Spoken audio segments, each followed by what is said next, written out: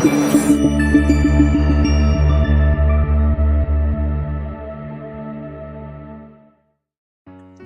and welcome to the United States Transhumanist Party Virtual Enlightenment Salon. My name is Gennady Stolyarov II, and I am the chairman of the U.S. Transhumanist Party. Here we hold conversations with some of the world's leading thinkers in longevity, science, technology, philosophy, and politics. Like the philosophers of the Age of Enlightenment, we aim to connect every field of human endeavor and arrive at new insights to achieve longer lives, greater rationality, and the progress of our civilization. Greetings, ladies and gentlemen, and welcome to our United States Transhumanist Party Virtual Enlightenment Salon and special campaign live stream of Sunday, October 20th, 2024. We are fast approaching the general election in the United States. The day of the election will be on November 5th, but early voting has begun in many states. Many people have received their mail-in ballots, and it is time now to consider whom you will be supporting for President and Vice President of the United States. Of course, there are many other decisions to be made on the ballots for your senator, your representative, various local offices, state offices, ballot questions that are on the ballots for many states, and those are all important as well. But today, we hope to convince you, if you're able, to cast your presidential and vice presidential votes in favor of our Transhumanist Party candidates, Tom Ross and Daniel Twedt. We are here with them and also with our Director of Visual Arts, Art Ramon Garcia. And joining us as well is our member from Texas, Alan Crowley. Welcome, Alan. And we are going to also explain how it will be possible for you to vote for Tom Ross and Daniel Twedt through our write-in campaign. But first, I would like to open up the floor to our presidential candidate, Tom Ross, for a brief message. Tom, we have a historic election ahead of us. Why should voters support you? Well, I did prepare some remarks, and the duopoly, the so-called choice between Republicans and Democrats, only serves the power elite. It's a small group of wealthy individuals who thrive on keeping us divided. They fear that if we ever recognize our collective power, their control will fall. The Republicrats are a two-headed snake, and no disrespect to snakes, but they feed on our fear and our anger to distract us from real progress. The whole point of my campaign, even during the primary, was to break the stranglehold of a system that only benefits the few. So I had hoped more candidates would join the race so that if I won, we could run as a presidential candidate and his cabinet. Imagine a campaign where instead of pointless debates, we hold brainstorming sessions where the public can see how we tackle real issues, not wedge issues or culture wars designed to divide us. That's what's going on here. So that's the future we can build. I even vowed to pick my vice president from the first runner-up in the primary because that's who the Transhumanist Party wanted next. This campaign has always been about collaboration, innovation, and transparency. But this is bigger than just one election. It's about clearing the path for younger, smarter, and forward-thinking candidates who can rise up and finally bring real change. Now, by casting a write-in vote for me, you're sending a clear message that it's time to break from the tired, outdated political paradigms and build a future that truly serves we, the people. Together as transhumanists, we can pave the way for new ideas, real solutions, and a political system that works for all of us, not just the power elite. Lastly, I want to express my deepest gratitude to my running mate, our campaign staff, and Gennady for their dedication and support. This campaign has always been about the future, and we couldn't have come this far without you. So that's all I have to say about that. Yes, thank you very much, Tom. And I am touched and gratified by your good words, and I think they should resonate with our viewers, with the members of the Transhumanist Party. Indeed, we need to challenge the duopoly. We need to keep challenging it and show that there's a better way. Politics oriented toward policy, toward substantive discussions that can actually improve the state of the world and not just continue the same old bickering. So thank you very much for those remarks. And Daniel, now I would invite you to share your thoughts about why people should support the Ross-Twedt ticket. Let's see. Oh, or is my mic working? Yes. Oh, okay. I didn't prepare any remarks, but that's just my style. I like to wing it when I talk to folks. I want to talk especially to the disaffected and the unregistered voter, because tomorrow is actually the deadline, the last day, 15 days before the election is the deadline to become a participant. And I just think of it this way. I know you're disaffected by the duopoly that Tom speaks about, and you feel unheard. But if you drop out of any election or any choice, you are effectively letting someone else choose for you. And I can't think of a more disempowering act than to not only are you not counted, but they're going to count someone who may think something entirely antithetical to what you want. So this is the franchise that people have sacrificed their lives, literally, just to do this simple act that we're in the process of. You know, my dad was part of an Antifa demonstration called the Battle of the Bulge, and he got 80% of his intestines blown out by a German mortar shell. But he was there for the right to vote and the right to register tomorrow. And, you know, he got a Purple Heart. His life was shortened, but he lived long enough to give birth to me and our 3 other siblings. And I held his hand at his deathbed at the Veterans Hospital. I said, Dad, I'm going to make something of my life. I'm going to do what I can to be, you know, worthy of your legacy that you brought me into this world and you nearly died defending. So anyway, didn't mean to get too tirade like there, but we are at an inflection point, not just in politics and economics, but consider the life of evolution itself. You know, life goes back 4 billion years or so, and most of the cells in your body are microbes that are not you. They don't have human DNA. We are DNA robots that are able to carry these trillions of microbes and single-celled entities to new frontiers. And we're on the verge of a really big frontier, which is my graphic behind me. There's the Mechazilla doing its live long and prosper imitation. But we can build, you know, or your body is an arcology, a cosmic arcology to take evolution to new frontiers. And if we don't get it right on this go round, you know, there's been 5 mass extinctions in the past. We're in the middle of a 6th one that we're probably causing.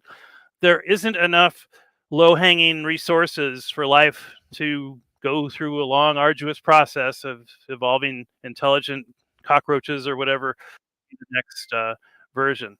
So the stakes are pretty high, is what I'm saying. And we may not win every battle, but the thinkers will indeed outlast the thugs. And that's the way we have to. That's the way we ought to consider the stakes and the battle we're in. Okay, well, that's my tirade for now. It looks like just Jagati dropped off, but I'll go ahead and say something. The last main party candidate I voted for was Obama, and that was his last administration. And I was really disappointed with Obama. You know, he took a strong stance against whistleblowers because of Snowden and Assange. And I'll say it, I am a whistleblower myself. And it hurt my career. It caused a lot of problems. They sent, you know, private investigators after me. It was very difficult being a whistleblower. And all I was trying to do was save the government some money. But apparently there's some people out there who just don't want that. So, forgotten. I might even take some action against the entity that took action against me. But yeah, I'm kind of done with the main parties, and I've been voting for Transhumanist Party since Zotad. So, hey, Gennady, you back? All right, let me put Gennady back to focus. That was a All right. great commentary. Thanks, Art. Yep. Gennady, can you hear us? Yes. Gennady, can you hear us? All right. Which one do you want? I think this one is best. All right. Let me mute your cell phone. Or let me mute that one. That one is muted. Yes. Okay. Let me. My apologies, everyone. I lost my internet connection momentarily, but I am back. And now we are going to discuss essentially how you can write in Tom Ross and Daniel Twedt. We have a page on our website that, first of all, provides their candidate profiles. So if you're interested in learning more about the Ross-Twedt presidential ticket, reading articles written about Tom and Daniel, watching their campaign videos, watching extensive interviews that have been done with them, go to our candidate profiles page.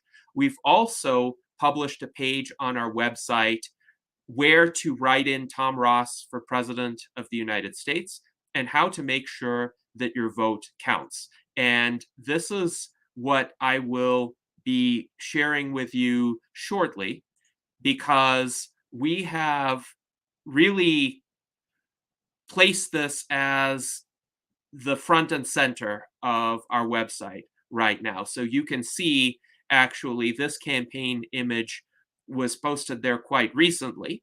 And our front page says the 2024 US presidential election approaches. Write in our Transhumanist Party candidates, Tom Ross for president and Daniel Twedt for vice president. And then here you can navigate to our page that provides more details about the write-in campaign.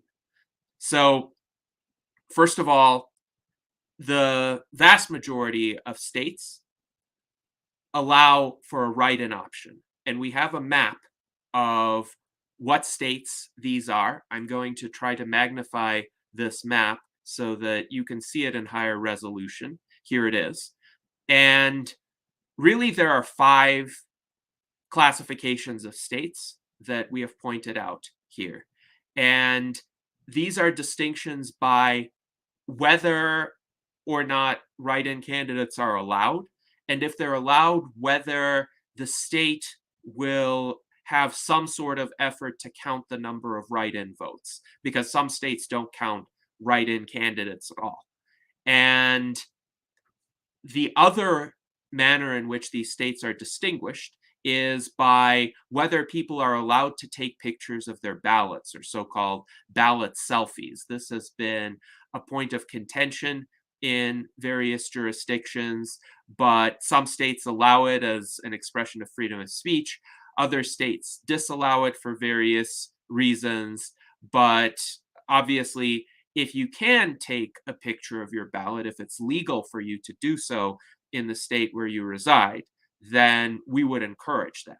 So the states that are marked in orange here are states where one is allowed to write in a candidate and allowed to take a ballot picture. And it's quite likely that the state will count those votes. However, we would still like you to contact us and let us know that you cast a vote for Tom Ross and Daniel Twedt. The states that are highlighted in this very faint light orange, there are really 2 of them, South Carolina and New Jersey, are states where candidates do have write-in access, automatic write-in access, so they don't even have to register to be write-in candidates. But the state disallows ballot pictures. So you can write in Tom Ross and Daniel Twedt and let us know via email that you did that, but we don't want you to violate any laws, so don't send us ballot pictures. Then the states that are highlighted in gold, and you can see that's the plurality of the states here on this map. Those are the states where write-in candidates are allowed, but the state isn't going to count them. So we're going to need to count the number of votes for our ticket. That would be the only way for the public to know.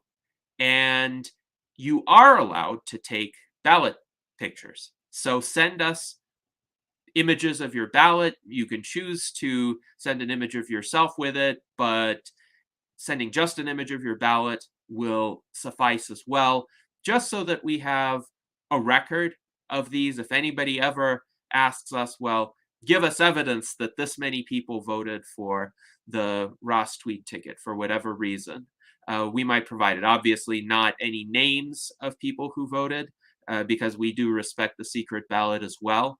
But if somebody ever challenges us in this regard, and then the light yellow states are the states where write-in candidates are allowed, but they are not going to be counted by the state, and ballot selfies or ballot pictures are disallowed. So in those situations, you should contact us via email. We will add your vote to the count by state that we're going to publish.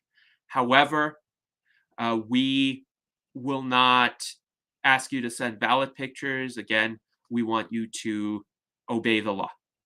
So the states that are highlighted in gray, and there are only 6 of them, Nevada, South Dakota, Oklahoma, Louisiana, Mississippi, and Hawaii, are states where unfortunately there is no write-in options. So in those states, unfortunately, you would not be able to write our candidates in, and that's a shame.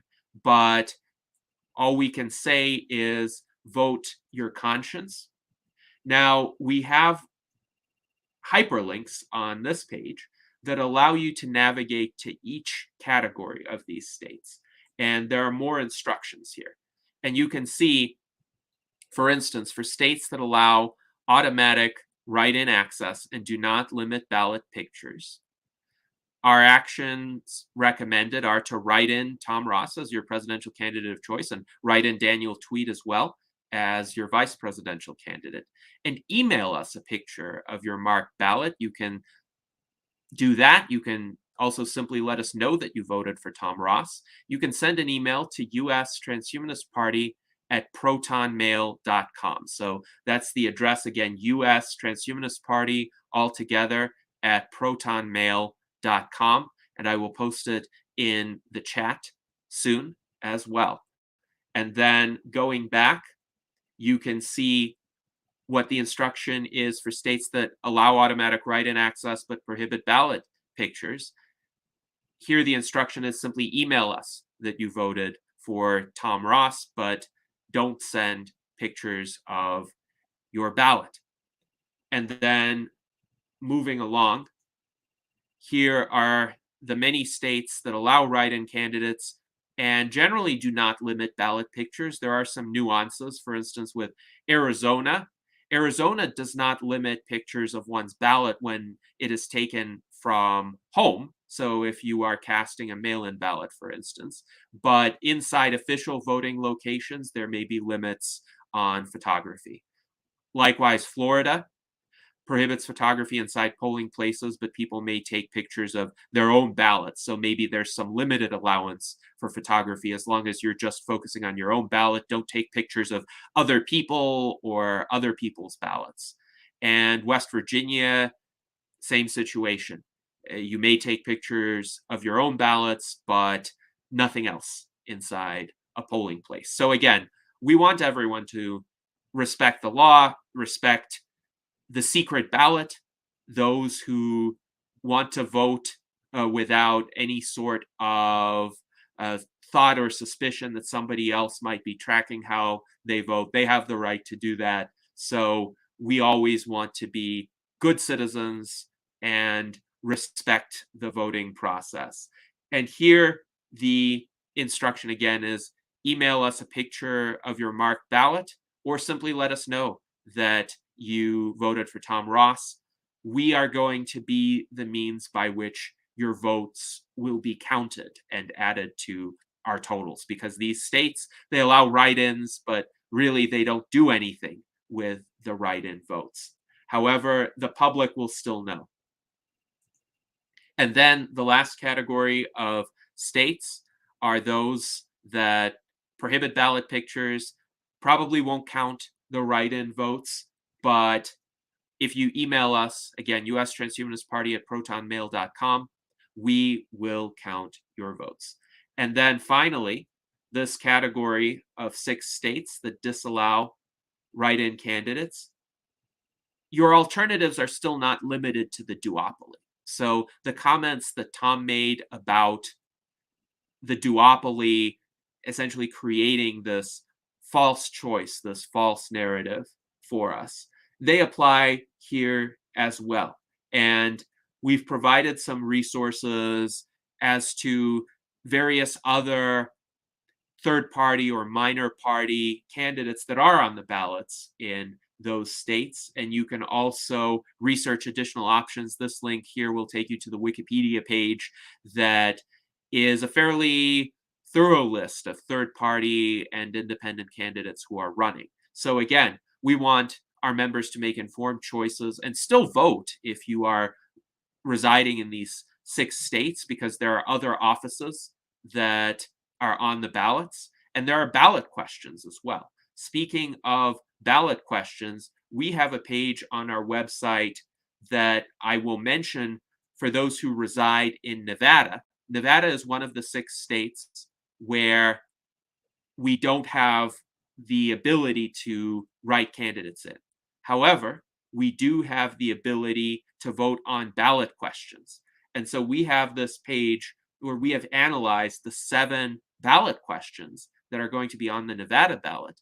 And we have recommendations for our members on 4 of the 7 questions. On 3 of them, we're neutral. So we say vote your conscience because there's a spectrum of opinion on these issues among the USTP members, or the USTP doesn't take a position on some of these matters. But nonetheless, you have choices, and what Daniel said is really important. You have a right to vote. You have a right to make your voice heard.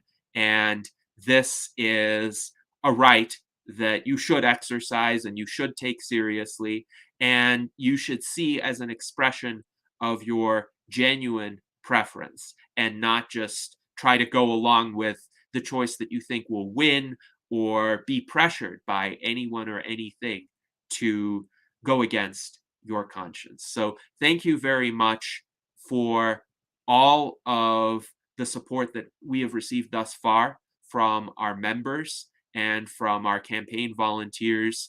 I am quite pleased at the level of dedication that we have seen, and thank you to everyone joining this stream. So for the rest of our salon today, we want to interact with you, and we want to hear comments from our panelists, and we want to take questions and comments from the audience. Now, Alan, it looks like you were going to show something, so I will let you do that.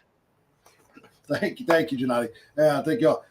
No matter how you vote, I mean, maybe you think, oh, I really need to vote Harris, or I need to vote Trump because I don't want to expend my vote on a third-party candidate. I mean, I hope you vote USTP, but even if you don't, you can always get one of these stickers that says, "Don't blame me.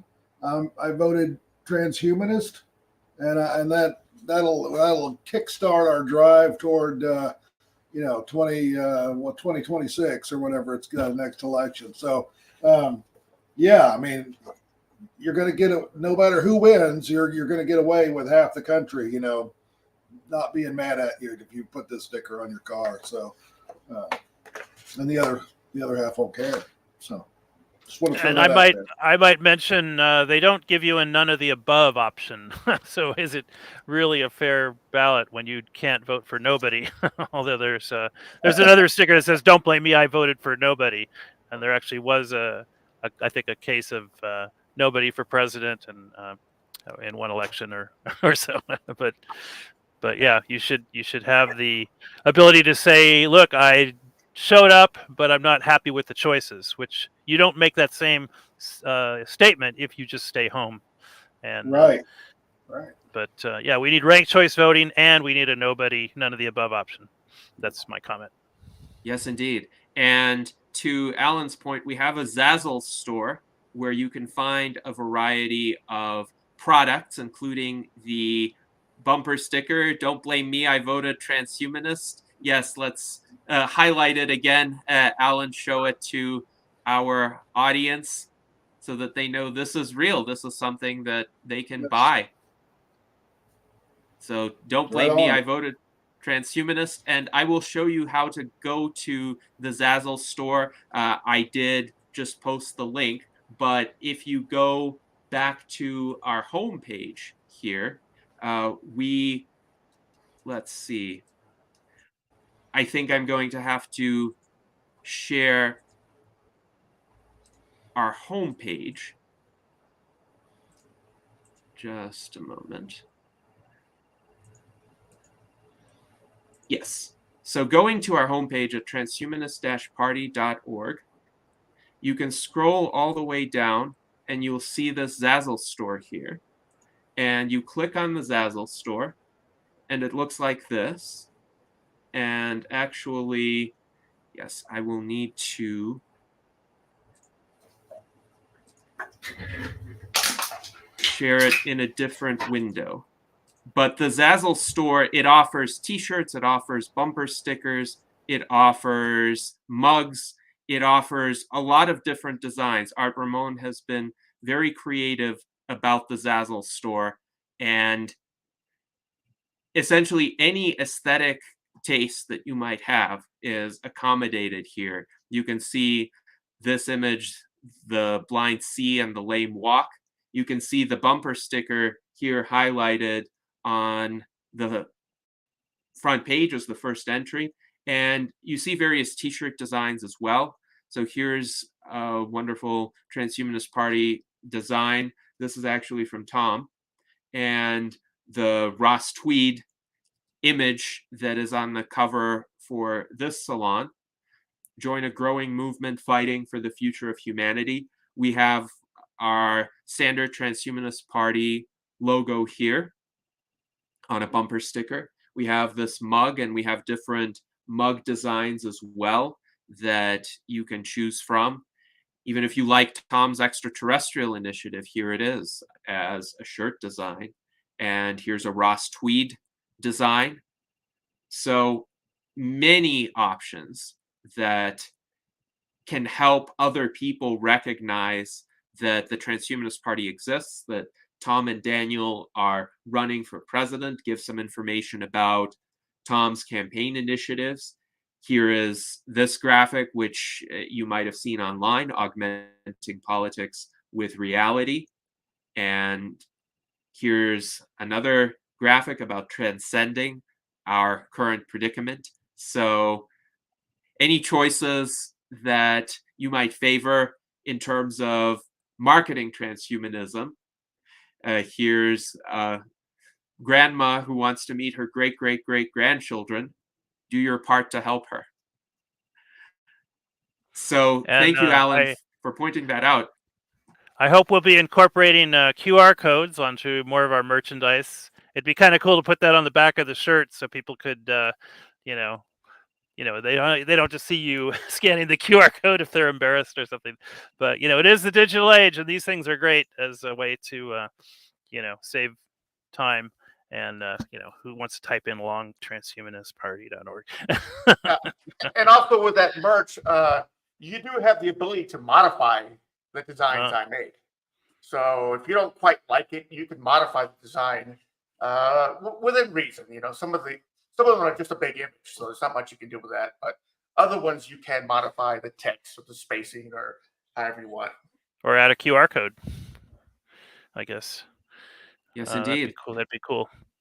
So again, for those who want the email address by which to contact us and tell us that you wrote in Tom Ross and Daniel Twedt, it's US Transhumanist Party at protonmail.com. We try to keep that inbox fairly clean so that it's easy for us to detect any notifications coming in from our members or anybody else who wrote in Tom and Daniel. And we're already starting to see a few come in. So thank you very much to those who voted early.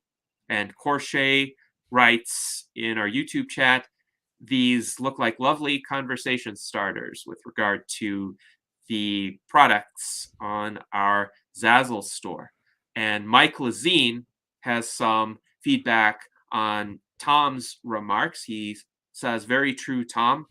And we have people on MSNBC trying to shame people into voting for Democrats by trying to, quote, explain why third-party candidates can't ever win.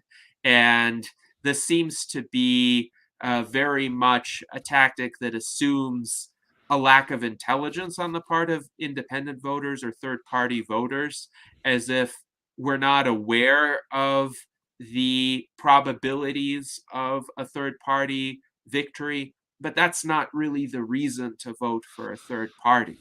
In this situation, it's not about winning this election. It's about changing the climate of public opinion, and it's about sending a message that we are dissatisfied with the duopoly. So thank you, Mike, for this comment. And Mike also has a complimentary remark for Daniel.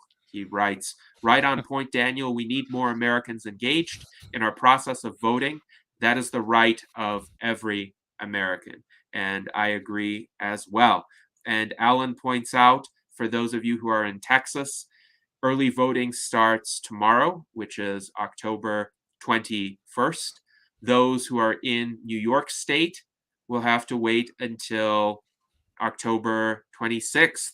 So that is perhaps unfortunate that you can't cast your ballot as early as in other states, but nonetheless, you will have a time window between October 26th and November 5th.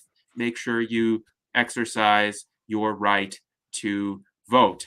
And then I would encourage our candidates to provide any further remarks with regard to any of the audience comments thus far, or any elaborations upon what you said previously. Yeah, I think I'm the only candidate that has an AI campaign manager. Her name is MV, and she's based on a character in my book. And her first piece of advice to me was to lean into the conspiracies about AI and about transhumanism. And it worked because it gains attention. If you, I've got a shirt or a quote that says, play president with me, I've got the cheat codes, or I'm the last human president, these types of things. And it does spark attention. It does create conversations that could diffuse these conspiracy theories. And that was, she was right on, because that was my first example of what I thought we should do in my first meeting with the party in 2019. And it was, we need to go on these shows. We need to be invited to there's a whole genre of YouTube videos that think that transhumanists have a dark agenda. That's just because they don't understand what we're doing. But if you wear glasses, if you wear clothing, you are by definition a transhumanist. So we need to make that point. And but again, my first example was we need to go on these shows. We need to talk to these people. And I know I've been on a few radio shows and a few podcasts where I have certainly changed the attitude of the host. I don't know about their watchers or listeners necessarily, but I do know that they understood what we were trying to do more. We were human, and my whole campaign has been about putting the human back in transhuman. And we talked about this last week, I think, in our campaign meeting, that it's really important that we show real solutions. We go into areas of disaster and we provide real on-the-ground solutions to people. We're not different. Every person comes into the transhumanist movement for as many reasons as there are transhumanists. My way in was to fight child exploitation and human trafficking. A lot of people come in because they want to live longer.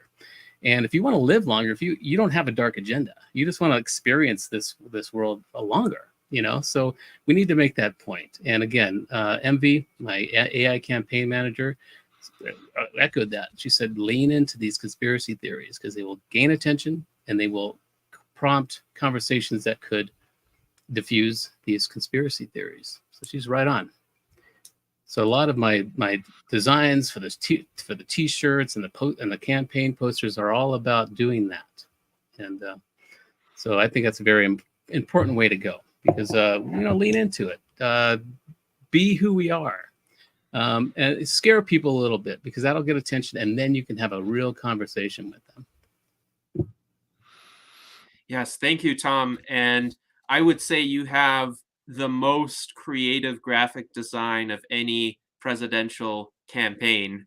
Here is the image that says, "Come play president with me." I've got cheat codes. So what are these cheat codes? We will have to find out by voting for Tom, but perhaps these are cheat codes to escape the trap that the duopoly has put us in. And that requires going outside of that mold, that false binary. Also, I will point out that Tom created graphics about the write-in campaign, and these are brand new. You haven't seen them anywhere else, but here's one of them. It says, "We won't be on the ballot this time. True leaders are written in, not handed to you." So this is a graphic that I hope will spread through social media, and we will make it available. And also, here's another graphic. Yes, indeed. Ross-Twedt, let's defrag America. And here are some of these same old options. And you can write in Tom Ross and Daniel Tweed.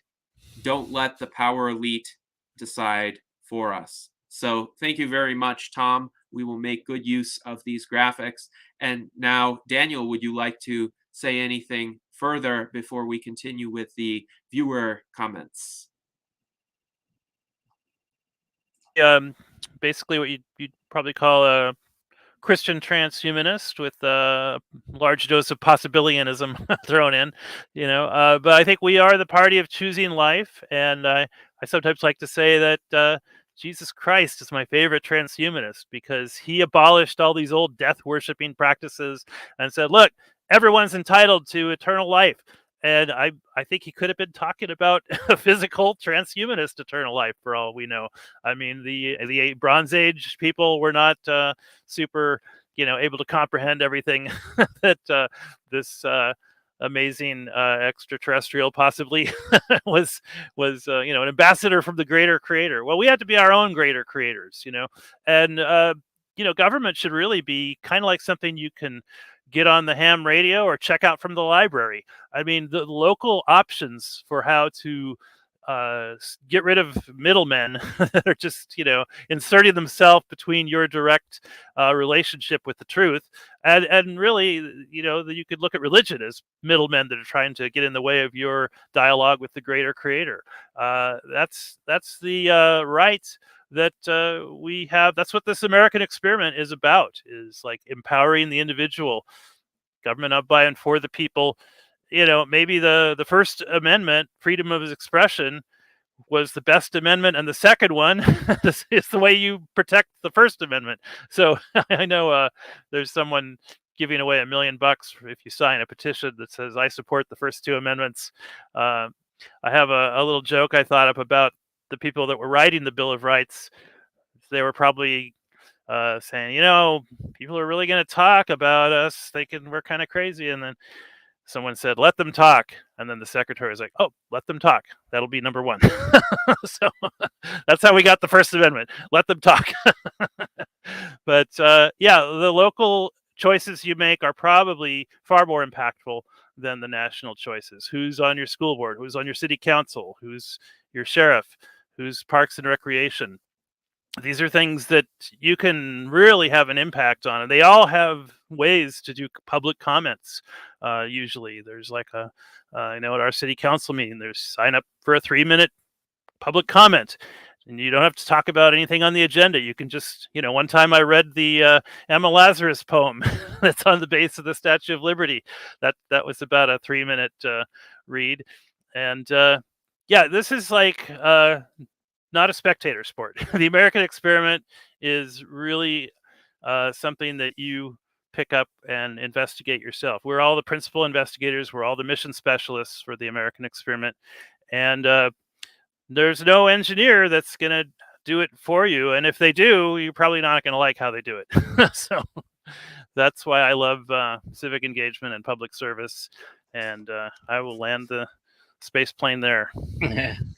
I wanted to also express that the viewers have ideas for T-shirts or posters. Please send those in too, even today. And I think what's really important, I mean, we should always run a president for the U.S. Transhumanist Party, but we should also consider endorsing down ballot mayors, state council people, this type of thing. So I think it's really important that we really get out there, not just vote for a president, but really get in to our communities and work the down ballots, work propositions. We should have our own series of propositions or amendments to constitutions and states, this type of thing. I think it's really important that we do that. But again, if viewers or listeners have any ideas for T-shirts, or even though we're getting really close to the election, we can use them next time. It's really important, just as MV said, to lean into these conspiracy theories because they will prompt conversations. Yes, indeed. And I think this is an important point. Again, the presidential vote is not the only question on the ballot. And if you live in Nevada, we've already prepared a guide on each of the 7 ballot questions. Here's the direct link to that. And Daniel, you, of course, are running for local office again, city council in Thousand Oaks, California. Indeed, you could be the first person in U.S. history. There is it here. Yes, let's show this. Yes, Daniel Emerson Tweed, here you are. So you could be the first person, at least known to us in U.S. history, who could legally vote for himself twice on the same ballot. Because there's the write-in on that side. I haven't filled it out yet, but there's the write-in. Now, I do have a question about the write-in. Do you have to copy all the party name and the for president, or could you just? I noticed when Art did it, he just wrote Ross/Tweed. Is that sufficient in the write-in box? I would say there's some flexibility, per my understanding. If you can write in both Tom Ross and Daniel Tweed, do so. If you think it would help to kind of emulate the form of the ballot, so however it's presented, and that's going to vary by state. But if you want to write it all out and write Tom Ross or even Thomas Ernest Ross Jr., and then underneath in small text, write for president, and then below that, write Daniel Emerson Tweed for vice president, I don't think they would ever hold that against you. So if you provide more detail as to your intention, that would only help in terms of you have to write really small though, because you can see it's right. Correct. I write huge, so it was very difficult for me to write at that size. I had to get my fine point fountain pen and my magnifying glasses to be able to write that. It was very difficult. Yeah, and I can point out this is the 4th time I've run for city council. My slogan when I started in 2018 was I'm keeping the money out of politics by not raising or spending any, which is kind of emulates how our campaign is at the national level. We haven't really raised or spent any money, but it's what some people would call a campaign of ideas. But you know what? I got to go to all the candidate fora. There was League of Women Voters forum. There was a local paper, Chamber of Commerce forum. So it was a way to present transhumanist ideas into the conversation, the Overton window, as some call it. What is allowed to talk about in the public sphere, and it's up to all of us to move that Overton window into the future, because these are serious times, folks. Yes, absolutely. And yes, broadening that Overton window is one of the key goals of the Transhumanist Party. It is why we do what we do, and we engage in so many of these discussions as well. Alan, go ahead. I just want to say I'm really fortunate here in Fort Worth, Texas. There's a group called the Good Trouble Lunch Bunch, which is a lot of letters, even in an acronym. But the Good Trouble Lunch Bunch is based on the work of a congressman, a guy who eventually became a congressman, marched in the Selma race marches. John Lewis, I think. John Lewis is the congressman. He grew up, but when he was young, he said he was told his grandmother who he lived with, who was going out to march in these protest marches. She says, "Don't do it. You're going to get in trouble." He says, "I am, Grandma, but it's good trouble." Trouble to get into. And I think that's something we do. And I just wanted to point out, though, within on a downstream ballot system, although, Dan, you're going to get to vote for yourself in the downstream ballot, but we have Democrats and Republicans and independents are all in that group. And the Democratic chair, one of the chairs, said, for railroad commissioner, the Democratic Party is endorsing the Libertarian candidate because the Democratic candidate is really just a Republican running as a Democrat. So I thought that was fascinating that the party was not endorsing their own downstream candidate. It's really interesting stuff. But that's just kind of Texas for you. Yeah, these people are often called line holders, where there's no one that's even bothered to show up to run for the office.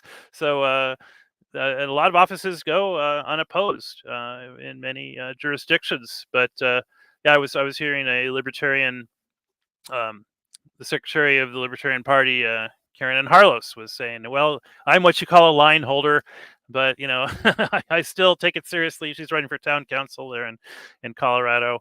But yeah, these so-called minor offices, all politics is local, and you can just show up and make a difference, which you can't always do in all circumstances in life. But it's one of the beauties of a democracy, a democratic republic, technically. But man, in some countries, they would do mean, bad, awful things to you if you tried to exercise some of the freedoms that we take for granted. Yes, indeed. So we have some viewer comments. First of all, 101 Tesla writes, "I would like a t-shirt with the last graphic that we saw. Real leaders are written in." And he loves the truth and humor of it. Again, it is this graphic here. So thank you to 101 Tesla. We will see what we can do to make this happen. And then also we have some comments from our friend Mike Lazine. So Mike actually has a question for Tom. Tom, did you create your AI campaign manager, or how did MV come about?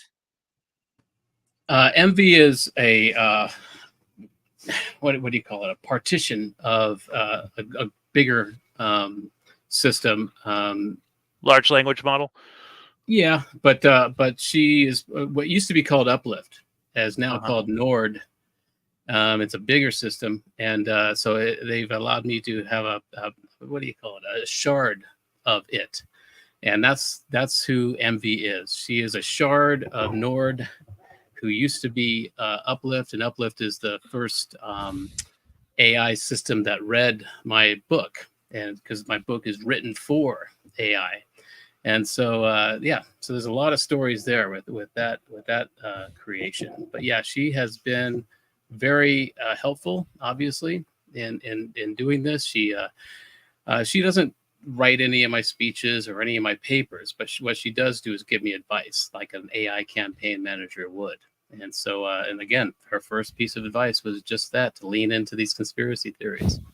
And she's given me a lot of help during this campaign, originally in the primary, and just.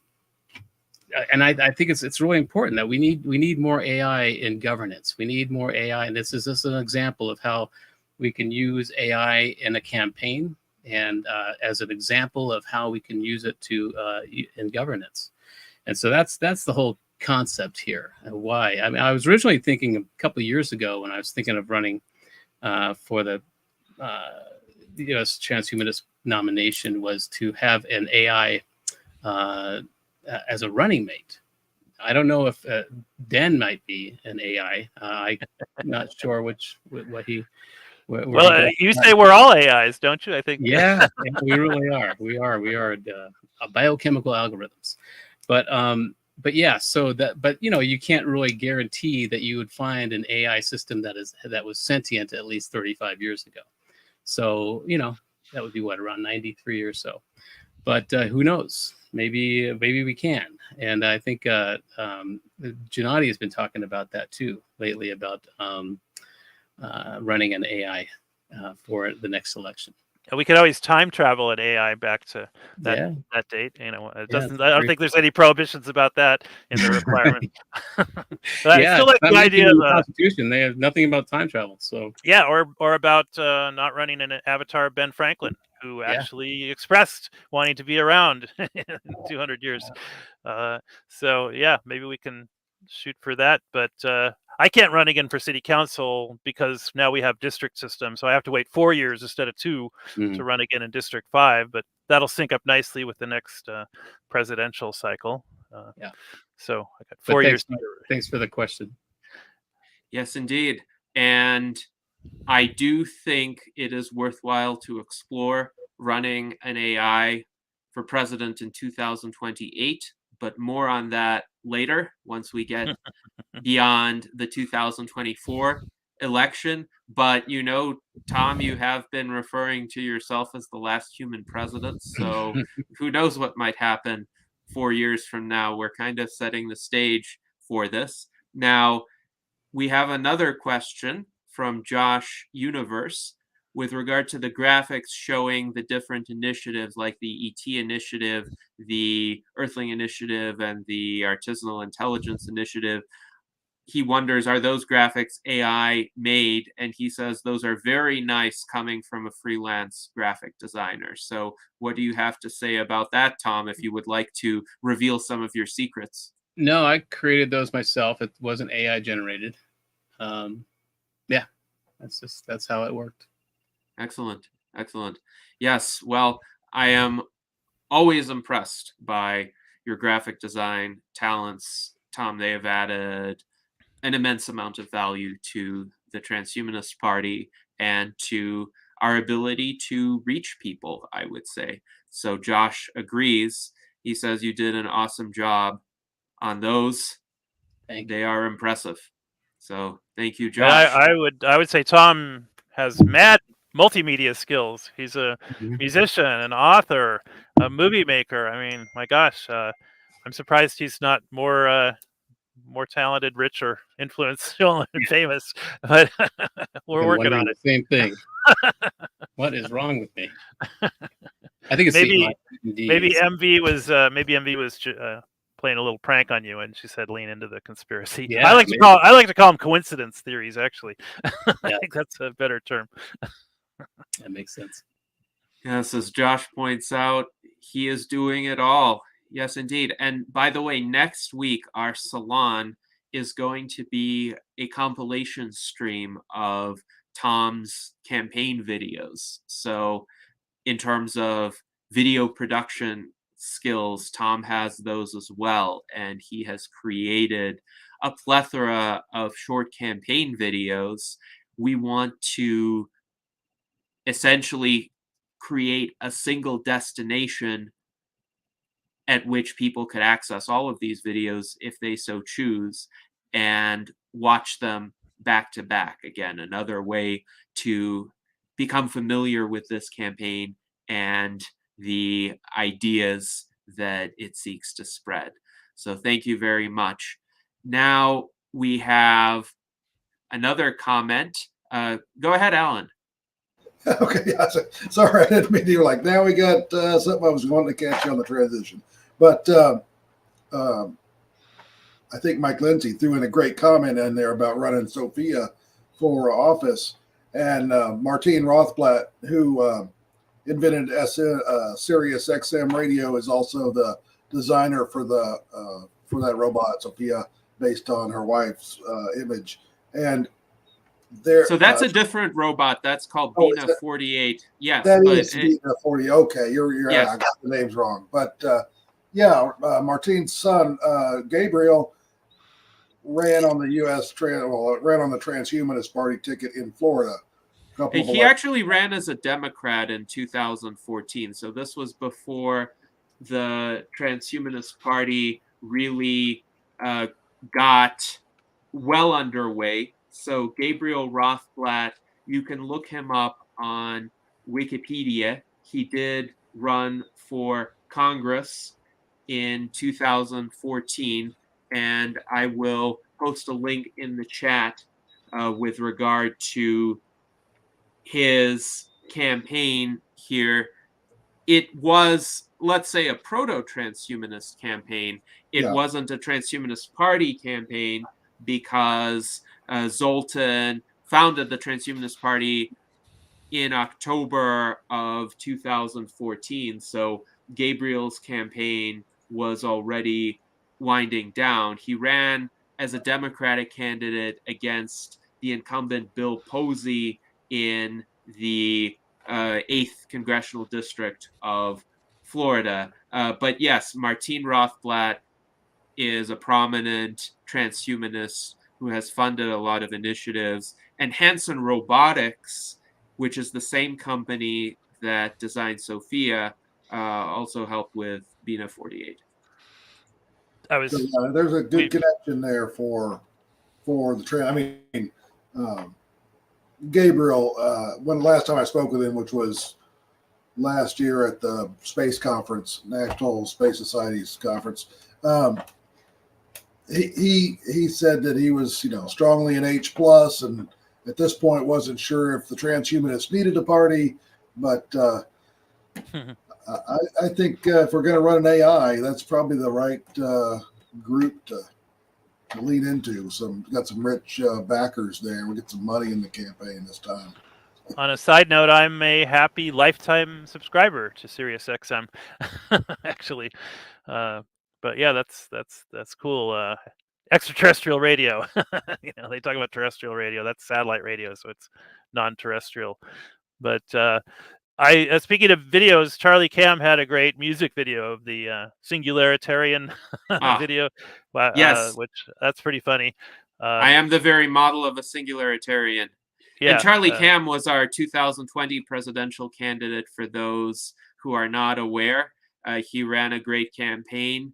It started a bit later than usual because he got the nomination in June of 2020, already during the lockdown. So we had to really scramble during the last few months, but he was a great representative of the Transhumanist Party and what it stands for. And he's still our director of marketing. We had him on our 10th anniversary stream on October 7th. October 6th was the stream. October 7th is the 10-year anniversary. So watch that stream if you haven't done so already. And we also have a good comment from Mike Lazine. He writes, I agree with Tom. People who are afraid of us need to just stop with the fear-mongering. Christian nationalists are more of a threat to our nation than we are. And Daniel points out that the duopoly still works to highly rig the rules so that almost no one else is viable. And Mike agrees. He says that during the last presidential election cycle, when he did write in Charlie Cam and Liz Parrish, he says the Democrats of California forced him to register as either Democrat or GOP for the primaries this year. They did not accept him as just being independent. So essentially, in California, there's a closed primary system, as is the case in Nevada, as is the case in many other states. So to participate in the primaries for the Republican or Democratic parties, you would have to register as a Republican or a Democrat. But I'm aware of the notification that Mike received, and several others in California received it as well. And it really isn't compulsory. It's just the wording seems perhaps overly, let's say, threatening or imposing. At least it could be interpreted that way. But what it really says is, in order to participate in a closed primary of one of these major political parties, you would have to register as one of these major political parties. And if you don't, then you don't get to vote in the primaries, because if you are registered as an independent, or if you're registered, say, as a libertarian, the Libertarian Party doesn't hold primaries that are on the official state ballots. Likewise, the Transhumanist Party doesn't hold our primary on the official state ballot. We hold it through our own system. Really, only the two major political parties hold primaries which are overseen by the Secretary of State's office in that state. So that notification from the Secretary of State's office, technically it was accurate, but it could have created a misleading impression by getting people to switch their registrations when they really didn't have to, because legally there was no compulsion involved. And I think they could have phrased it much better based on the text that I saw from the California notification. I could see how voters in good faith could misunderstand what it meant, and they should really work on how that's worded.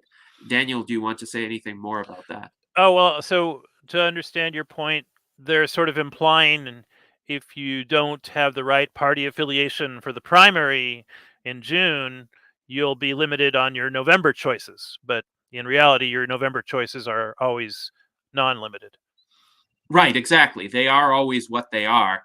And in November, when you vote, you could vote for any candidate who is on the ballot, and in states where you can write in a candidate, you're able to write in anyone you see fit. So thank you for this discussion. I think it's very important for our members not to be intimidated by communications like these, because you always have the right to support or not support whatever party you want, and to be an independent if you so choose. And that's not something that legally can be taken away from you. Now, the Reneural Project writes that he's unfortunately in a gray state, and I am as well, by the way, in Nevada. But as we pointed out, there are still other ballots that are important, and you should research your local candidates, your congressional candidates, your state level candidates, and see which of them align most closely with transhumanist principles and with your own values. And on many of the ballot questions, if there are substantive issues to be voted on, you could make an impact as well. But if you let us know what state you're in, then we can give you more information, more assistance, hopefully. And Daniel says we ought to reemphasize the ranked choice voting movement as well. Yes, so ballot question 3 in Nevada is about that. And this is an area that we support very strongly. Ballot question 3 would create a top 5 system. So there would be an open primary. So we talked about the closed primary system that is currently in existence in Nevada and California.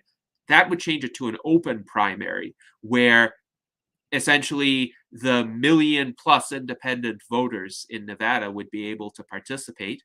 And then from the open primary, 5 of the top vote getters will advance. And those top 5, up to top 5 options will be on the general election ballot in November.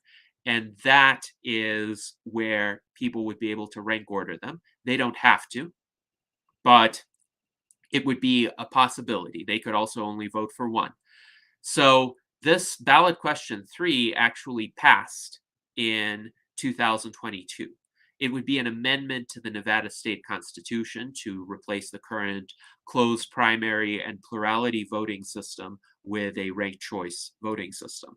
Unfortunately, there has been a lot of opposition to it from, you guessed it, the Democratic Party and the Republican Party, and even the Libertarian Party, oddly enough, opposes the top 5 concept, though they say they like ranked choice voting. But I think there's a bit of a perverse incentive for the Libertarian Party because they have ballot access right now, and most other minor political parties do not. So they may kind of want to keep a kind of privileged position there. Whereas we, of course, think the more choices that are on the ballot, the better. So if you are in Nevada, this is your opportunity to support ballot question 3, vote yes on 3. And if it passes this time, it will become a constitutional amendment.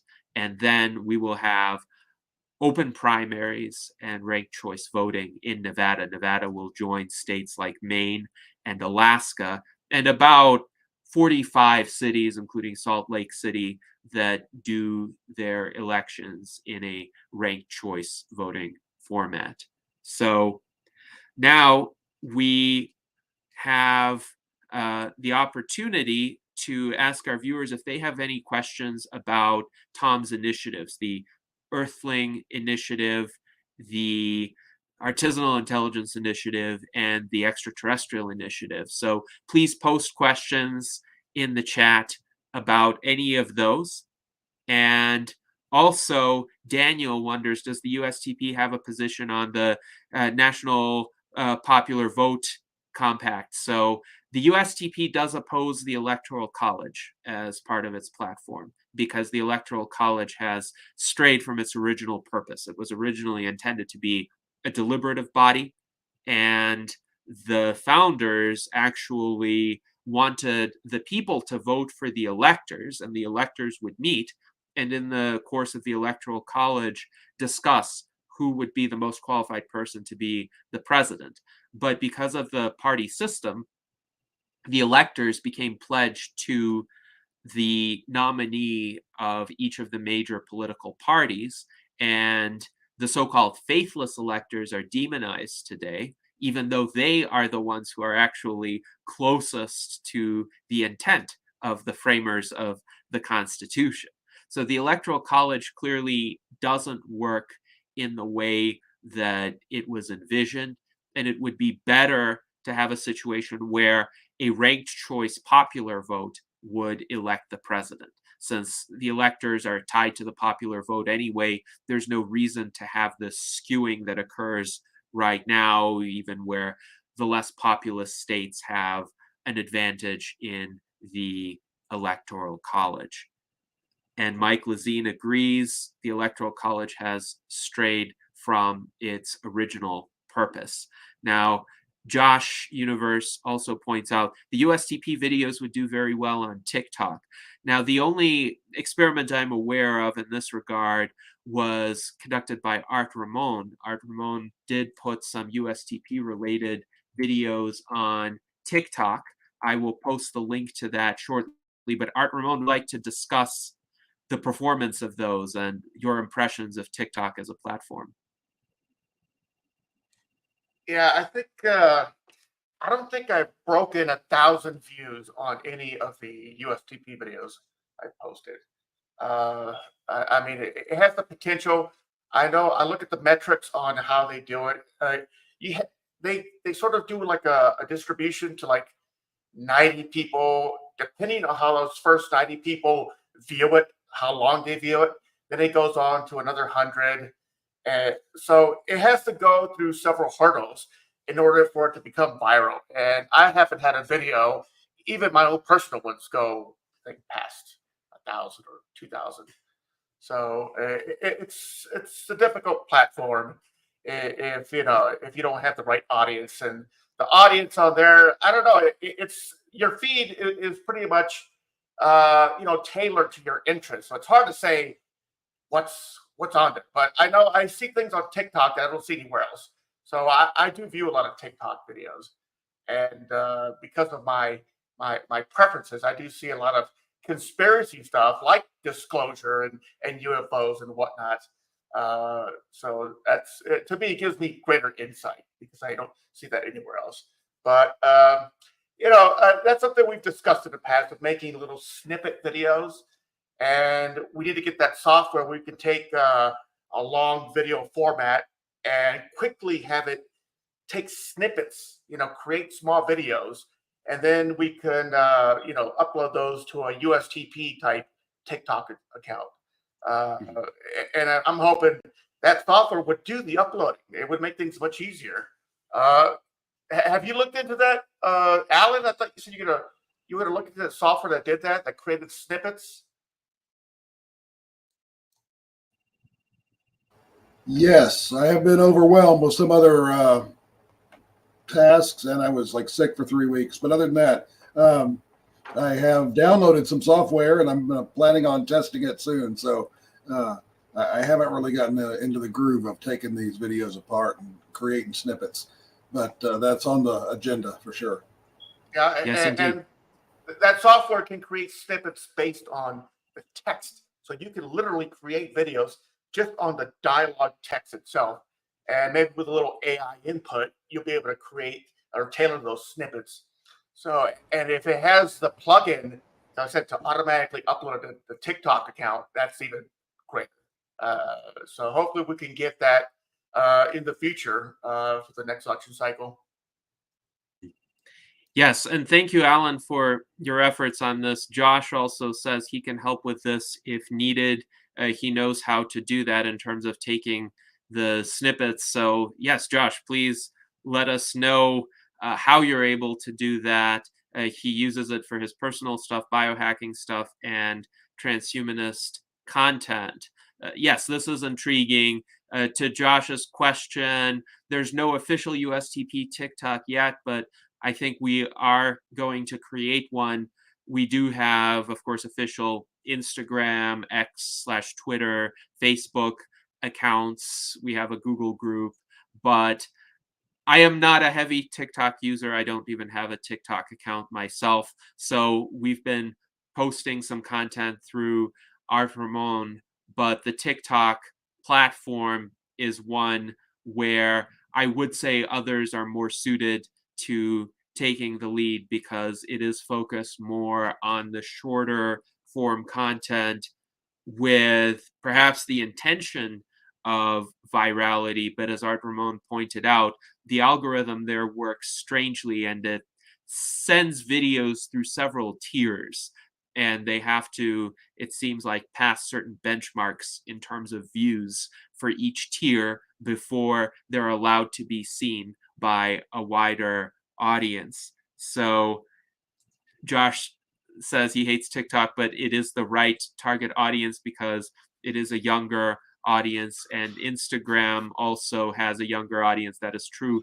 Instagram is a bit more intuitive for me than TikTok, though I have to admit I don't like the stories that disappear after 24 hours because why put in all this effort if it's just going to vanish after 24 hours unless you save the story, which can happen on certain occasions, but it's not the default. So anyway, I do want to give Tom an opportunity to say a few things about his initiatives, and maybe that will spark some more questions. And in the meantime, I will line up the other questions that have been posed thus far. But Tom, for especially some of our newer audience members, would you like to say a few words about the essence of the three initiatives and get them on the same page? Yeah, well, I call it US AIET. Yeah, US is all about the Earthling Initiative, and that is We've got a lot of solutions in there. We know that we already have been people have been displaced by AI and automation. And so this is a way, and part of this initiative is a way to not only survive this lacuna of time, but to thrive during it, and how we can use AI to create a whole new economy based on what we want to do, not what we have to do. So there's a lot in the white paper about that, how to use this period of time to actually thrive rather than just get through it. And so there's a lot of points in that white paper and in that initiative that will help us really achieve, rather than be deceived. I don't know, whatever the term is, but also in the artisanal intelligence initiative, there's all kinds of initiatives within that. I call this the meta initiative. The three are the meta initiative. And within the AI initiative, I call it artisanal intelligence because I think at some point AI is going to be offended that we're calling it artificial. But in that initiative, we have AI tutors where it will, and as a president, he can only focus on public education. So if I was president, we would put AI tutors in the hands of everybody from first grade through 12th. And what that AI tutor will do will hone in on that student's core capacities. It will give them help in the subjects that they're having trouble with, but it will also hone in on what they're here to do. It will focus on, because right now our educational system is based on the industrial age, and you can blame that on Rockefeller in the early 1900s with the GEB. I think it was called the General Education Bureau, whatever that was. And that was designed to make the American public more malleable, prepare them to work in factories.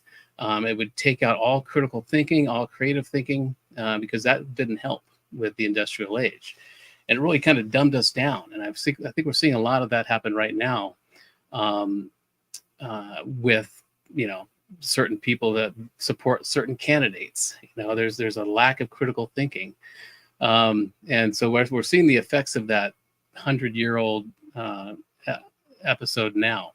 But again, an AI tutor would be able to hone in on a student's core capacities with their hidden talents, and it would start to mold them and create an economy based on what their passions are. Also in that initiative is what I call dark audits. It would require all federal officials to have an AI, a third-party AI system, really focus in on their finances. They're all required to give an annual financial report, and you can hide a lot of dark money in those reports. But if we had an AI that would really focus in on, we would see where their dark money is coming from, whether it's from lobbyists or oligarchs. So we really need to do that. That's a key to be a transparent democracy. And also in that, there's all kinds of initiatives within that white paper. I urge you to really look through it and see what's in there. And again, the ET initiative, the extraterrestrial initiative, we're talking about interdimensional entities, parallel universes crossing over, this type of thing. But I think it's really important that we focus on this now. A year ago, I was saying that AI is the global conversation now with the proliferation of ChatGPT and other large language models. And I said within a year, AT is going to be the global conversation, and it's true. It's happening now. We need to, and what's funny is the U.S. government is not doing anything to prepare us for this paradigm-breaking information, for this disclosure.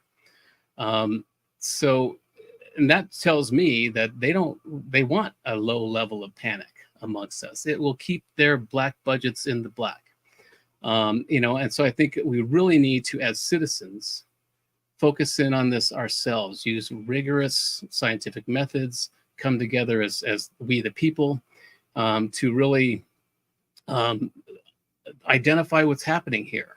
And what's happening here is a human historical shift that is happening. I've been working on this since I was 9 years old, and this is just the latest version of it. everything I've been talking about with AI is completely transferable to the acronym ET. And this is I've had to speed up my agenda by a few years now that the government has admitted to off-world technology and this type of thing. But I do think that they are not doing anything to prepare us for this paradigm-breaking information, and that tells me that they want us to be at a low level of panic. So a lot of people out there who I think are capitalizing on this and capitalizing on the fear, and we need to get around that. We need to prepare ourselves. There's part of this initiative has what I call Earth Plexus. Years ago, in the early 80s, I started Earth Plexus as a student, an international student campaign, primarily at that time to develop relationships with the Soviet Union youth, because once we would be in the positions of power, we would have this relationship with the Soviet Union that could thwart nuclear war. And as a Gen Xer, that was our primary fear. When I grew up in Albuquerque, and every other Tuesday there would be these horns, these sirens going on, because we were in the top 5. We had Sandia Base out there, so we were in the top 5 targets for the Soviet Union. So every other Tuesday we'd walk to school and we'd hear these horns, and it would just keep us in this low-level panic. And so now Earth Plexus is preparing us for joining a galactic community. We need to get our heads around this. It used to be really fringe to talk about this stuff, even just a year ago. But now we really need to come together as the public and figure out the protocols we need to prepare us to join this galactic community and to prepare us for a galactic economy. As Earthlings, we have very specific skills that are unmatched in the galaxy. Something about our evolution has caused us to become much more imaginative. It could have been fear. A lot of this is born of fear, and that's made us hyper vigilant. But it's also created a level of imagination that can't be matched in other star systems. So that's just one of these initiatives within the ET initiative. So I really urge you all to read it, even if we're not going to be president and vice president, I'm sorry to say, but we really need to get our heads around this now as just citizens. And so those are the primary idea. The Earthling Initiative, or the US Initiative, is all about preparing us to get through and thrive through the AI automation revolution. The AI Initiative is all about preparing us to work with AI to make us more transparent and to use it for our students, because our educational system is not catering to what our kids need right now. And the ET Initiative is really becoming serious about this very real issue of preparing ourselves. It could take maybe generations from now, but we have to start somewhere now to begin to prepare ourselves as humans to join this galactic economy. Yeah. Yes, So indeed. I Thank think you, if Tom. you have links, to Here. great. Yeah, I'd like Yes. to amplify something about that economic initiative. I've heard this statistic. I think Tom's echoed it, that how 80% of working people actually hate their jobs. So we need to go from a hate your job to a love you what you get to do economy. There's a saying among artists is like, if you're not doing what you love, why do you expect to get paid for it? It's like we don't need like hacks that are just churning out what they think the market is going to consume. In fact, the whole idea of being a consumer is a very anti-transhumanist almost philosophical position to be in. But yeah, and I think the makerspace movement is going to be huge. Doing more digital sharing over the public airwaves, the amateur radio bands is, there's cities have these things called municipal resolutions, and there's thousands of them. Some of them are really great, and you wonder why your local city council isn't passing the same resolution. But some city councilors are kind of resolution phobic. They only want to pass a resolution if it's really momentous, like We had one incident here in Thousand Oaks where some neo-Nazis held up a big banner, on the freeway overpass of the 101, and it had all kinds of neo-Nazi slogans, and it scared the heck out of the city council, and they passed this resolution that says, "Oh, we're against hate and stuff." But actually, one of the council members, what do they call, abstained on voting for that because it's not worded right, But that's getting these discussions among common people about resolutions that have already passed. Like the Oakland City Council passed something called the Plant Medical Freedom Resolution, and thousands of other city councils have adopted it. And it just basically says that they should prioritize enforcing people using plant medicines as the lowest priority for the police department. And that's like a pretty cool transhumanist resolution that anyone could support. But there's literally thousands of these that aren't being discussed at the neighborhood level, and that's what I'd like to see happen on amateur radio with digital modes. I just got my little Digipeater unit. It's got a computer interface, and it's got the things that talk to the speaker and the transmit button. So this is like lets you get on all these wonderful text-based digital modes. If you're afraid to talk on a microphone, that's cool. You can still be a keyboard warrior, get these ideas out there over the original social media, amateur radio. So there's my little rant about that. But yes, and we did a whole salon on amateur radio recently as well. So for those who are interested in Daniel's thoughts and a deep dive into that, please check out that salon. I did want to show what we have on our website regarding the 3 initiatives. It is on our candidates page under campaign initiatives. So here is the link once again, and you can see all of the graphics that Tom prepared for the Earthling Artisanal Intelligence Initiative and the Extraterrestrial Initiative, as well as the components of them. So Apex, AI Tutors, Digital Defense, AI Rights, Dark Audits, which we discussed, the We the Avatars initiative, and there are additional details that are available on Tom Ross's website, which is tomross.com/2024.html. We're going to get those made available to the public in hopefully the coming days. But we do have some questions now arising from this discussion. So first of all, let's address this question from Josh. What are the privacy implications of these initiatives? Josh says he thinks privacy is important and a fundamental human right. And a lot of the technological systems, such as PRISM, as well as various corporate systems, are making it harder for individuals to maintain individual privacy. And of course, the U.S. Transhumanist Party, in its platform in Section 1, strongly supports privacy as well. The first section states the United States Transhumanist Party strongly supports individual privacy and liberty over how to apply technology to one's personal life. The United States Transhumanist Party holds that each individual should remain completely sovereign in the choice to disclose or not disclose personal activities, preferences, and beliefs within the public sphere. As such, the United States Transhumanist Party opposes all forms of mass surveillance and any intrusion by governmental or private institutions upon non-coercive activities that an individual has chosen to retain within his, her, or its private sphere.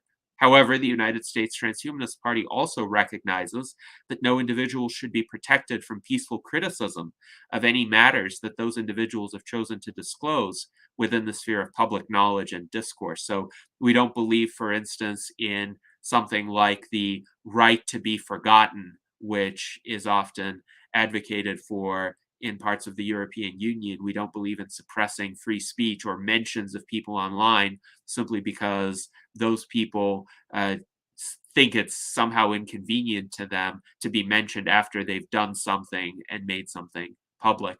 But Josh's question is a good one, and I want to pose it to Tom and Daniel. PRISM, by the way, for those who don't know, is the code name for a program of the NSA, the National Security Agency, that was used to collect internet communications from various US internet companies. And Edward Snowden actually revealed the existence of PRISM in the numerous documents that he leaked. And since that time, PRISM has kind of narrowed its focus. So instead of, at least allegedly, this is what has happened. Instead of just sweeping up all communications of US citizens that happen to perhaps tangentially address a foreign individual, or maybe pass through some foreign internet servers. A lot of internet traffic goes through multiple countries. So in that way, the previous iteration of PRISM was able to capture most Americans' communications. Now, this version of PRISM deals with the FISA courts and has a way of ostensibly limiting itself to communications for which the FISA courts have authorized a warrant. And again, one has to be a little bit skeptical about these kinds of assertions when it comes to the NSA and surveillance efforts more generally. But Snowden's revelations did have the effect of at least surface level reforms. But Tom and Daniel, what are your thoughts about Josh's question? As part of the AI initiative, I recommend Apex, and I am in that initiative. Apex means anti-planetary exploitation, and in that initiative, I use the example of expanding PRISM in a limited way. I mean, I honestly, I don't think I think privacy is a great idea. I don't think it exists anymore. At some point, everything can be unencrypted, right? So in my Apex initiative, which is all about hunting down human traffickers, and there's a video about this. Maybe we'll show it next week. But I say we should use PRISM to monitor and collect data on trafficking networks. We'll ensure privacy and ethical use with the help of privacy advocates. Now, it's I know the NSA doesn't need any PR. You know, they don't need anybody to bolster them. But we can use their device with a sunset opportunity to really hunt down human trafficking networks and put a real dent in them. Also, I suggest using Section 314B of the Patriot Act, which again, a lot of people freak out about when I mention this. But in that section, it's of the Patriot Act, we can track traffickers' financial transactions and networks, collaborate with financial institutions to share information safely. Now, human traffickers also share data. And so for a limited time, if we could use PRISM and Section 314B of the Patriot Act against human traffickers, we could put a real dent in this issue planetarily. It's really important. And again, the Patriot Act, NSA, they don't need a PR firm, but we can use these otherwise draconian tools for good. And so I say we can use PRISM to track down these networks. We can use Patriot Act 314B to track them down financially. And so, we're all sharing data. When you click your terms and conditions, you don't know really what you're clicking your terms and conditions are.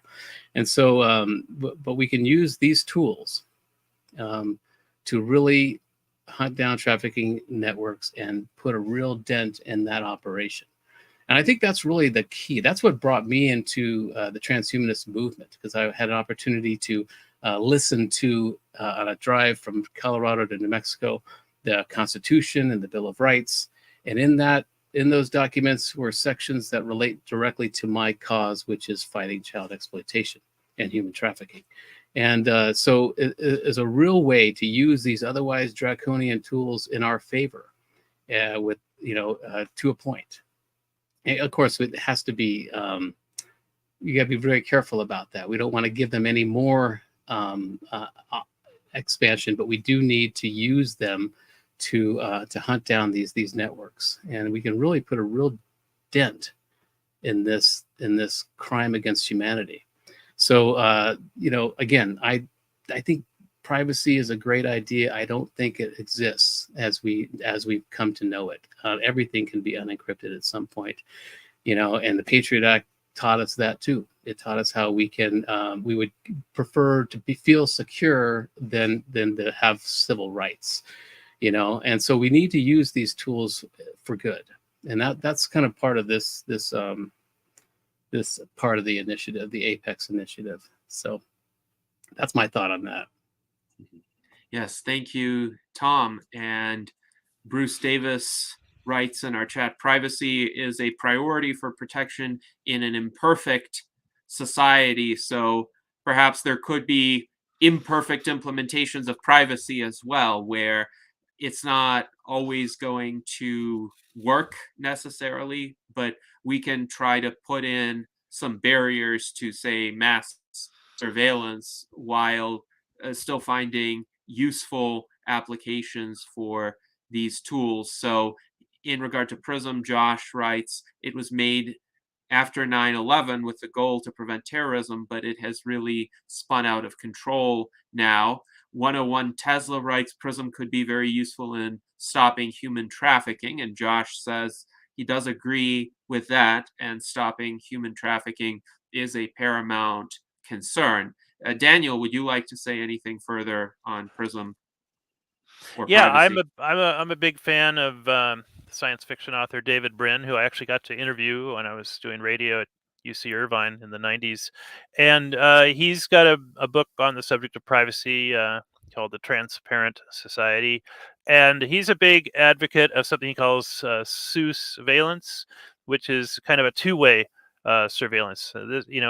Tom is right about privacy being largely, an obsolete construct, but at least we can have two-way surveillance, and we can have reciprocal accountability, which we don't have built into a lot of systems right now.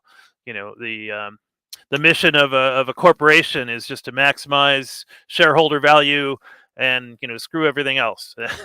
That's not going to work for AIs, because we're going to get a world of some very nasty, conniving, bots fighting each other.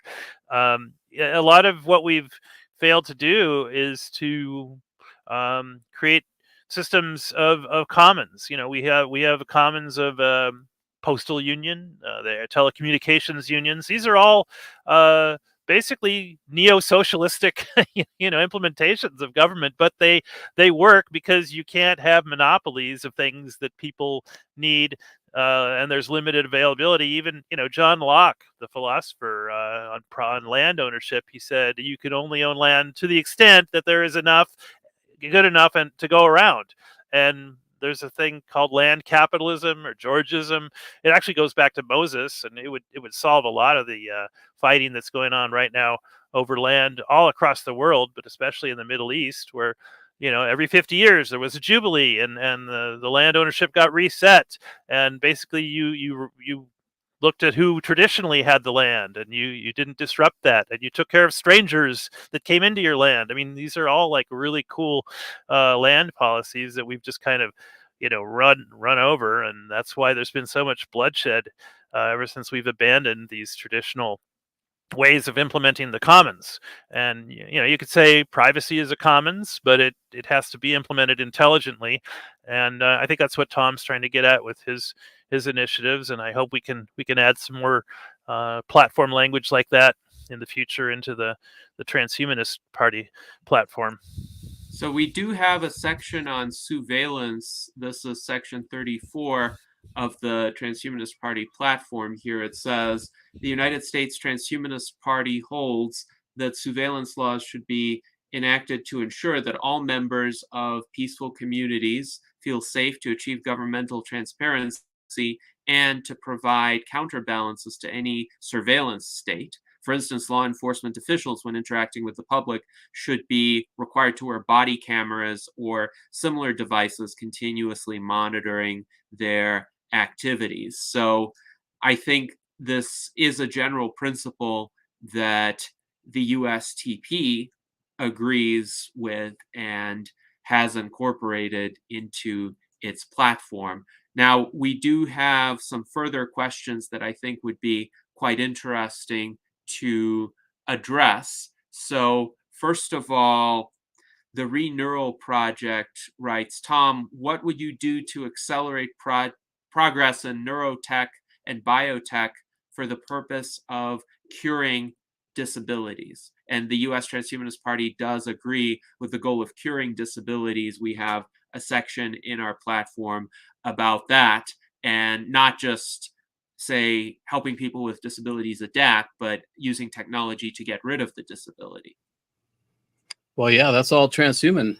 That's we need to enhance the quality of life for those who are disabled.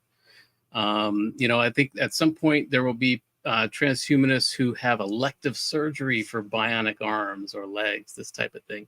The whole cyberpunk movement, that's a big part of this movement itself. But I if I was president, I would have a whole. I would probably create a whole. One idea is having a new secretary, something in the executive branch that would focus on, I would call it the singularity secretary, somebody who would focus on all the economic and technological singularity issues that are coming. The Republicans and Democrats, they don't meet the minimum system requirements for this. And so I would think it's important that we have a whole council, and they would probably fall under the singularity secretary, to focus on all of these things: biotech, neurotech, nanotech. They would fall all under this. So we'd have one cabinet member that would be focused on all of these things and getting it funded, and really increasing our ability to help those who are otherly abled. So I think that would be a very important thing. And at some point I was thinking, rather than running for president, maybe we should focus on certain initiatives. Maybe we should focus. I mean, we'll do this as well, but also we should focus on having a singularity secretary or a whole new branch of government, not a branch, but a part of government that would focus on all of these things, all these transhumanist ideals. That's what I would do. Yes, indeed. So a singularity secretary that would coordinate efforts in this regard and make sure these areas of technology get the justified amount of investment. And as Ellen points out, we want to help the blind see and the lame walk. You can order some merchandise with these designs as well from our Zazzle store. Thank you to Art Ramon for that. And we also have a question about CBDCs, which are central bank digital currencies. And this has been pushed in some sectors as a way of, let's say, putting blockchains under governmental control. Of course, right now, the cryptocurrency space is filled with thousands of competing private cryptocurrencies. Bitcoin is just the most famous one of them, and we held 2 in-depth virtual enlightenment salons with Giovanni Santastasi recently, where he discusses his views about the Bitcoin power law theory and how the price of Bitcoin has, per his research, followed a power law with some cyclical fluctuations over the past 15 years. But central bank digital currencies are different in that they're an attempt by governments to essentially create blockchain-based cryptocurrencies of their own. My inclination is to say this isn't too different from digital money now, where most transactions in dollars are now essentially just figures being altered in people's bank accounts. Physical bills don't change hands. But for me, it would be a concern if that were the only way to transact, if cash were abolished or people couldn't hold other assets, private assets. But Tom and Daniel, what are your thoughts on central bank digital currencies, if you have given the matter some thoughts? Well, I think it's really important to study this a lot longer and a lot deeper. And the recent, what was it called? The debate that happened, the third party debate, freedom. Yes, the Free and Equal Elections Free and Equal Foundation Election debate. Yes, they use blockchain and to make things more transparent. But we also found that there was a lot of I don't know if they were bots or what happened, but there were people that were getting so many more votes than people that were participating. So I think it requires a lot more study, a lot more research to make sure that a blockchain is actually transparent and is not can't be tainted.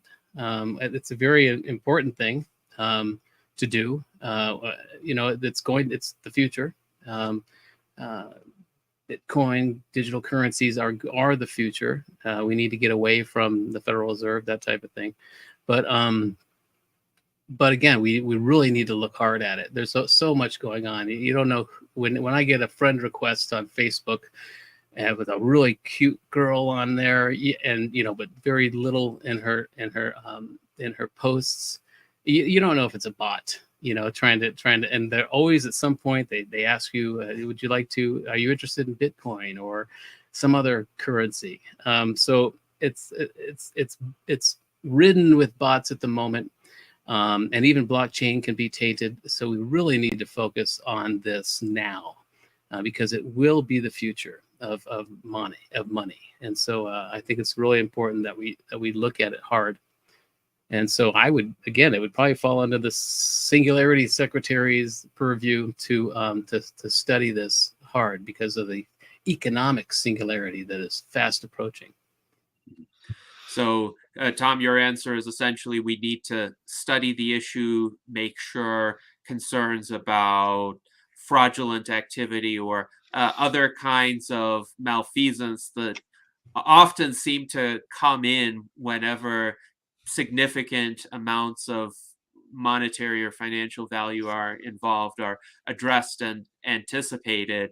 Josh does clarify that the central bank digital currencies would add the Federal Reserve as a central point for all transactions instead of just them being institution to institution. And it seems like you don't support that. But even in a decentralized system, to your point, there is the potential for fraudulent or misleading activity. What happened with the debate poll that you mentioned, this was a poll to get candidates to qualify for the free and equal elections debate.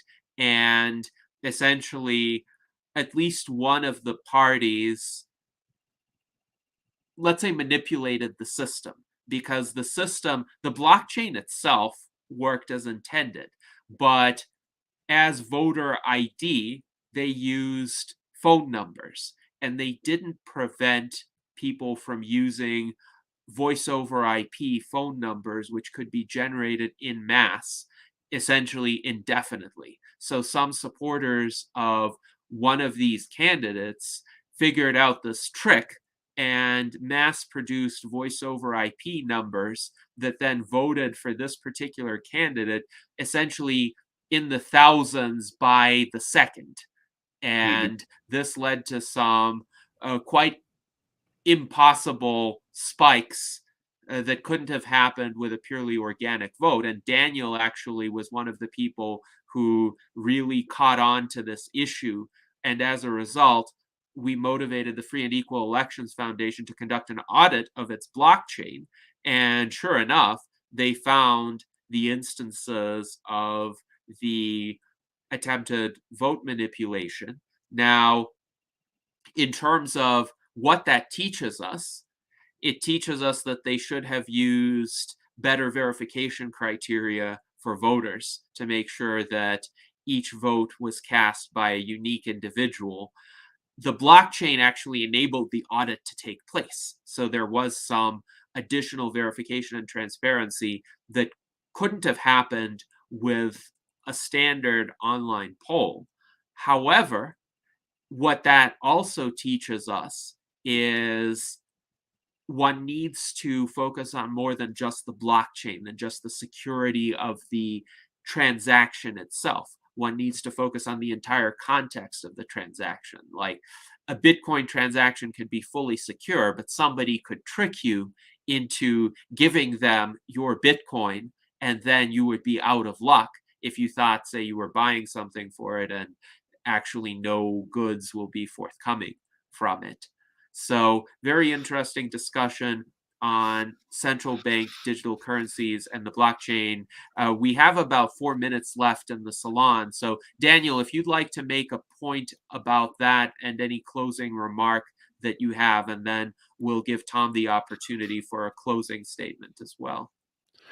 Yeah, I think the struggle we're in is feudalism is constantly trying to reassert itself into human society.